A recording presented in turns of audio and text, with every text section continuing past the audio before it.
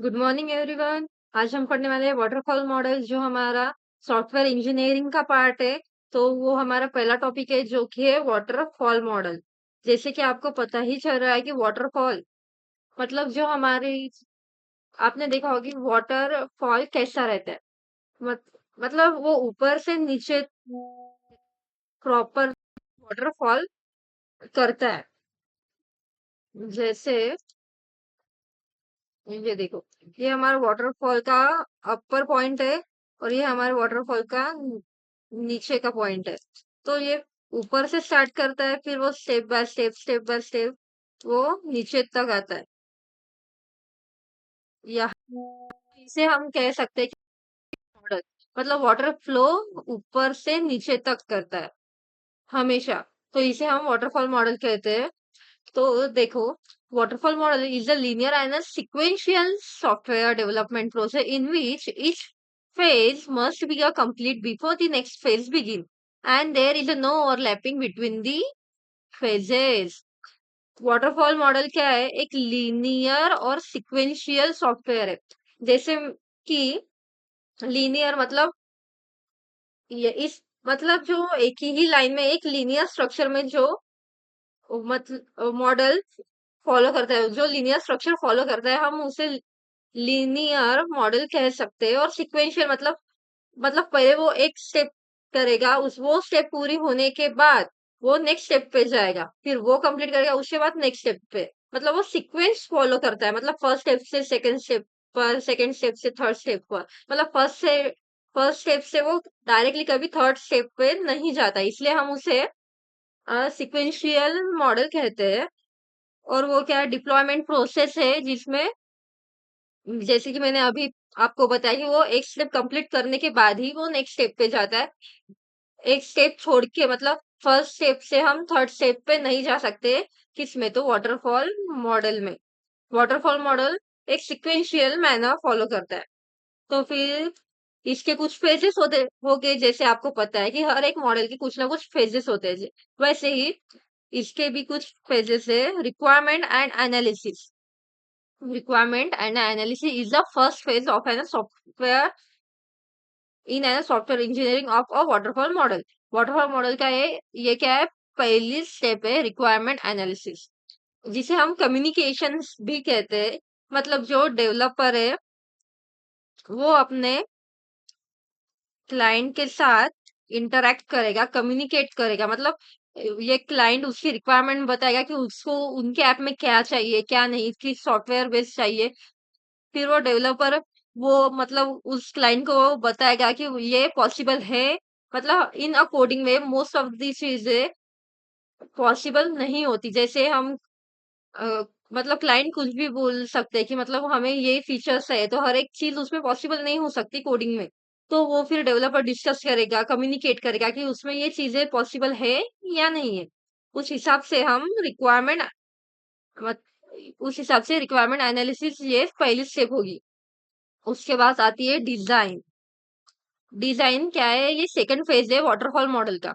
जब developer communicate करता है क्लाइंट के साथ, तब हमें पता चलता है कि मतलब उन्हें एग्जैक्टली चाहिए क्या, डेवलपर को एग्जैक्टली चाहिए क्या।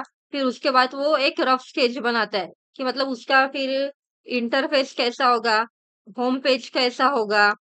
मतलब वो डिसाइड करना पड़ेगा ना कि कोई भी वेबसाइट या फिर ऐप हमें बनाना है, तो उसका होम पेज क्या रहेगा। कोई भी सॉफ्टवेयर हम बना रहे हैं, उसका होम पेज, लैंडिंग पेज। और फिर उसके बाद भी बहुत सारे टैब्स रहते हैं उसमें।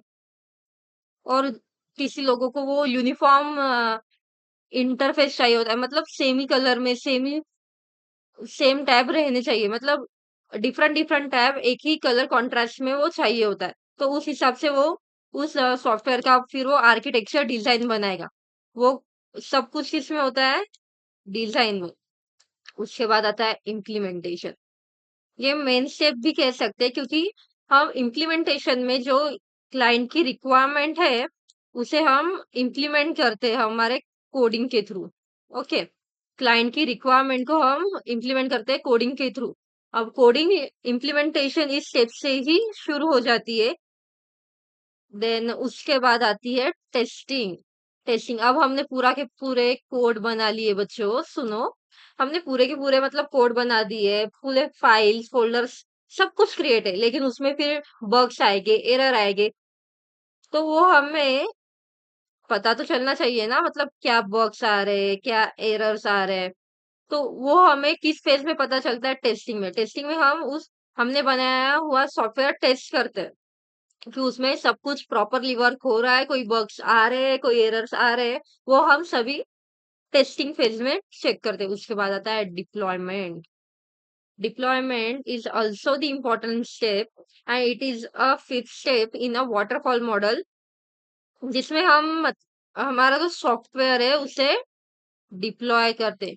जो हमने सॉफ्टवेयर बना दिया है, पहले हमने उस कम्युनिकेट किया उनके क्लाइंट के साथ, उन्होंने बताया कि उनको डिजाइन क्या चाहिए। उसके बाद हमने उसका आर्किटेक्चर बनाया, उनके सॉरी, उन्होंने जो फीचर्स बताए वो हमने ऐड किए। उसके बाद हमने वो कोडिंग के थ्रू पूरा जो हमने डिसाइड किया वो इम्प्लीमेंट किया। उसके बाद हमने चेक किया उसमें कोई बग्स है, एरर्स है, किसमें? तो टेस्टिंग में।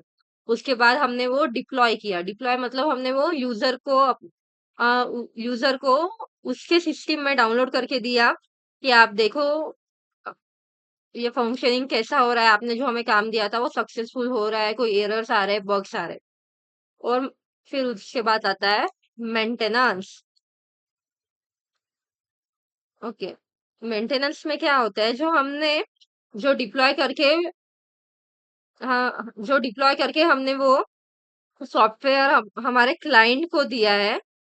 ओके, क्लाइंट को जो हमने सॉफ्टवेयर दिया है उसके बाद मतलब उनके सिस्टम में भी कोई एरर आ सकते हैं। मतलब हमने जिस सिस्टम पे काम किया है वो सिस्टम अलग हो सकती है, उन्होंने जिस सिस्टम पे काम है, उन्होंने जिस सिस्टम पे उसे डाउनलोड किया है वो सिस्टम भी अलग हो सकती है। तो वहां पे भी कोई एरर्स बग्स आ सकते हैं।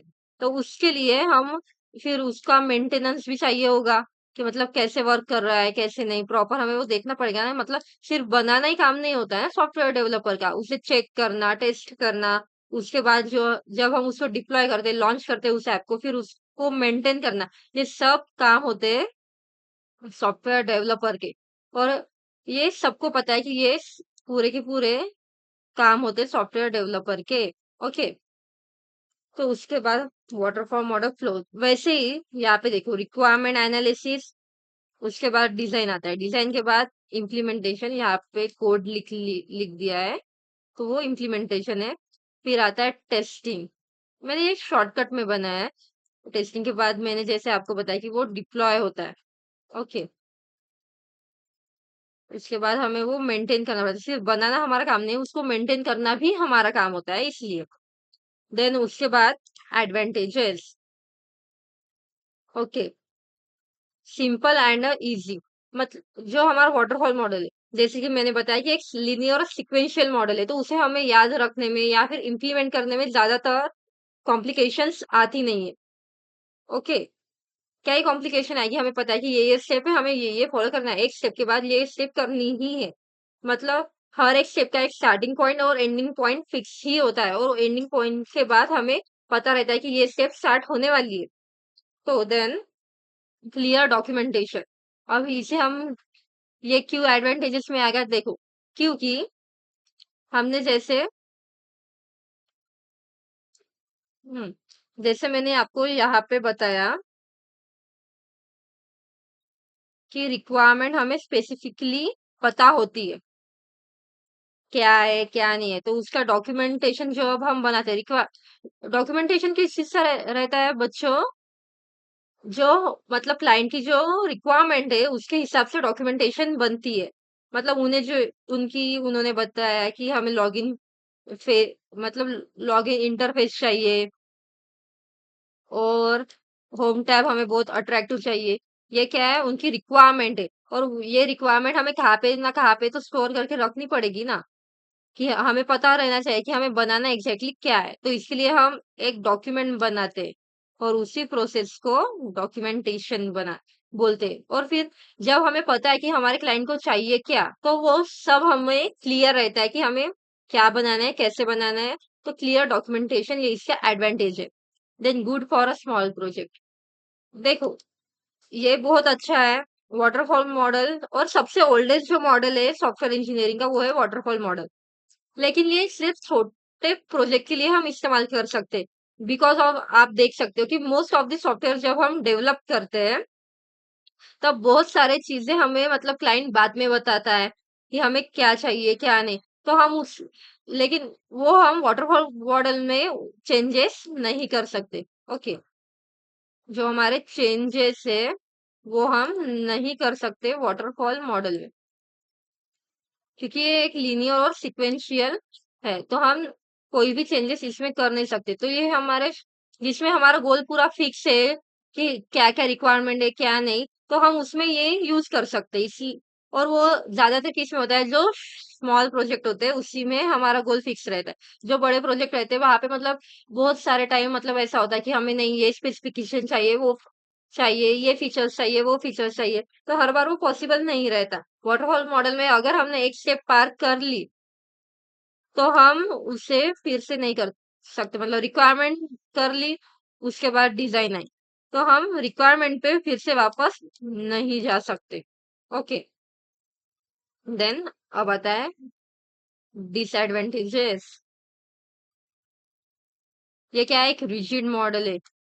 टेस्टिंग क्या होती है इसकी, लेट टेस्टिंग होती है, not good for the complex system. जैसे कि मैंने आपको बताया कि बड़े बड़े प्रोजेक्ट में ये काम नहीं कर सकता है, तो हम ऐसे बोल सकते हैं कि ये डिसएडवांटेजेस है इस सिस्टम का, इस मॉडल का।